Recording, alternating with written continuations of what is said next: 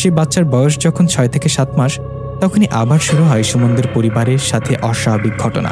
সবাই আবারও ওই মায়া কান্না শুনতে পান। এইসব শুনে সবার মাঝে আবারও ফিরে আসে পুরনো ভয়। পরিবার থেকে 2টো মেয়ে সন্তানকে নিয়ে গেছে ওই ডাইনি। এসব ভেবে সবসময় ভয়ে থাকতেন সুমনের বড় ভাই ভাবি। এভাবে ভয়ের মাঝে চলতে থাকে দিন। রাত হলে সেই বাচ্চাটিকে অনেক সাবধানে রাখা হয়।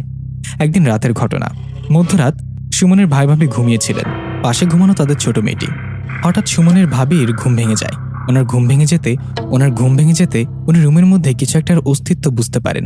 ওনার মনে হয় রুমের মধ্যে কেউ আছে। এই ভেবে উনি ঘুমের ভান করেন। এভাবে বেশ কিছুক্ষণ চুপ করে শুয়ে থাকার পর সুমনের ভাবি দেখেন তাদের রুমের দরজা ভেদ করে একটা মেয়ের অবয়ব রুমে ঢুকলেন। সেই অবয়বটার চুলগুলো ছিল অনেক বড়, মুখটা তেমন ভয়ঙ্কর না হলেও চোখ দুটো জ্বলজ্বল করছিল।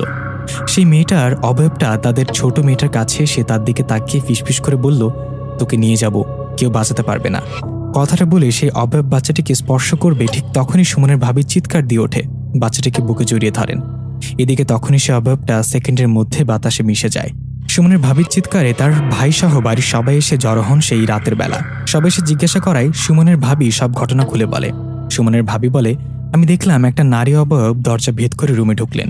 রুমে এসে আমার মেয়ের কাছে এসে বলছেন, তোকে নিয়ে যাব। সে নারী অবয়বটার চুলগুলো অনেক বড় ছিল আর চোখগুলো জ্বলজ্বল করছিল। ভাবির মুখে কথাটা শুনে সুমন বলে, হ্যাঁ, আমি ওই রাতে এরকম একটা নারী অবয়ব দেখিয়েছি। এদিকে সেখানে আসা সবাই বলতে থাকে, তোমরা যাকেই দেখো ওটা নিশ্চয়ই ভালো কিছু না। তোমাদের 2 ভাইয়ের 2টো মেয়ে সন্তানকে আগে মেরে ফেলেছে। এখন এই ছোট মেয়ে বাচ্চাটাও ওর নজরে পড়েছে। এর যেন কিছু না হয় সেজন্য ব্যবস্থা নিতে হবে। সবাই কথাগুলো বলে চলে যায়। এদিকে সুমনের ভাই ভাবি আর বাকি রাতটুকু না ঘুমিয়ে আদরের ছোট মেয়েটাকে বুকে নিয়ে বসে থাকে। এভাবে বেশ কিছুক্ষণ পর সকাল হয়। সকাল হতেই সুমনের বড় ভাই তার ছোট মেয়েকে নিয়ে মসজিদের ইমামের কাছে নিয়ে গিয়ে ঝাড়ফুঁক দিয়ে নিয়ে আসেন। এই ঘটনার পর থেকে রাতে প্রায় সময় রাতের বেলা ওই মায়া কান্না শোনা যেত। এদিকে সুমনের পরিবারও বাচ্চাদের নিয়ে রাতের বেলা সাবধানে থাকত। এইভাবে কেটে যায় 1 মাস। 1 মাস পরে হঠাৎ এক রাতে সুমনের বড় ভাই ভাবি একই রকম স্বপ্ন দেখে ঘুম থেকে জেগে ওঠেন। তারা দুজনে স্বপ্ন দেখেন সেই নারী অবয়বটা ওদেরকে বলেছিলাম না তোদের বাচ্চাকে নিয়ে যাব, শেষমেশ নিয়েই গেলাম। এরকম স্বপ্ন দেখার পর দুজন উঠে দেখেন তাদের পাশে ছোট মেয়েটা নেই। ছোট মেয়েটাকে না দেখে চিৎকার চেঁচামেচি করা হয়। ওদের চিৎকারে বরাবরের মতো সবাই চলে আসে। সবাই আসায় ওরা স্বপ্নের কথা খুলে বলে আর বাচ্চাটিকে খুঁজতে থাকে। কিন্তু আগের বারের মতো এই বাচ্চাটিকেও খুঁজে পাওয়া যায় না।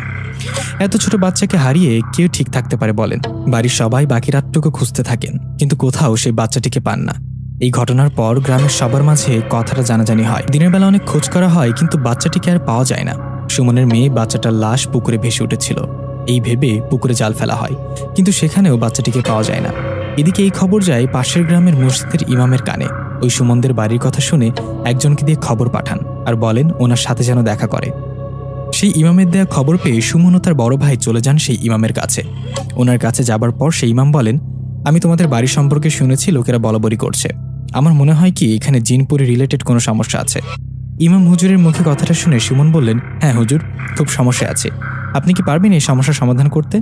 সুমনের কথায় ইমাম হুজুর বললেন, না আমি পারবো না, কিন্তু তোমাদের পরিবারের কথা ভেবে আমি একজন আলেমের খোঁজ দিতে পারি। ও আমার ছাত্র, এখন একটা মাদ্রাসায় শিক্ষক হিসেবে আছে। পাশাপাশি 2-1 জিনপুরি ধরা রোগীর চিকিৎসা করেন। আমি তোমাদের ওর ঠিকানা দিচ্ছি।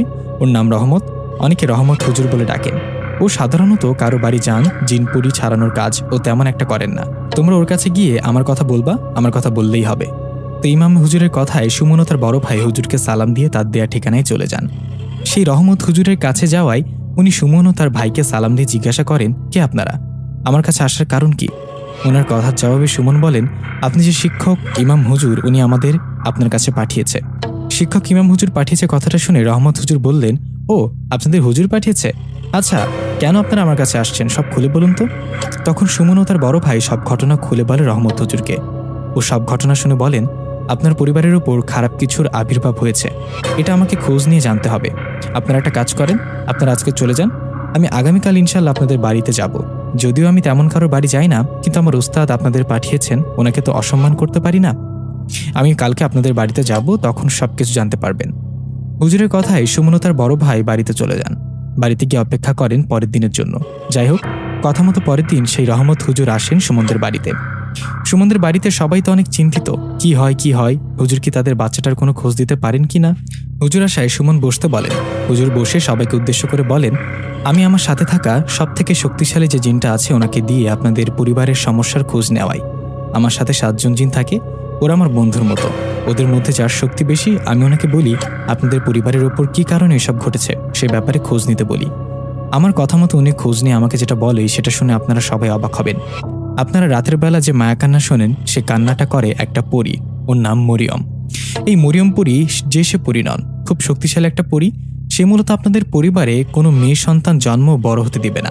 আপনাদের পরিবারে ছেলে সন্তান হলে কোনো সমস্যা হবে না, কিন্তু মেয়ে সন্তান জন্ম নেওয়ার কয়েক মাসের মধ্যে সে মরিয়ম পরী তাকে নিয়ে যাবে আর মেরে ফেলবে।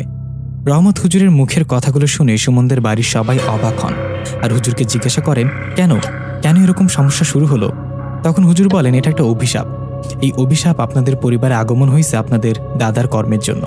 হুজুরের কথায় সুমন বলেন দাদার জন্য মানে? তখন হুজুর বলেন হ্যাঁ, আপনাদের দাদার জন্য। আপনারা এটা কি জানেন বা শুনেছেন আপনাদের দাদা কবিরাজ ছিল?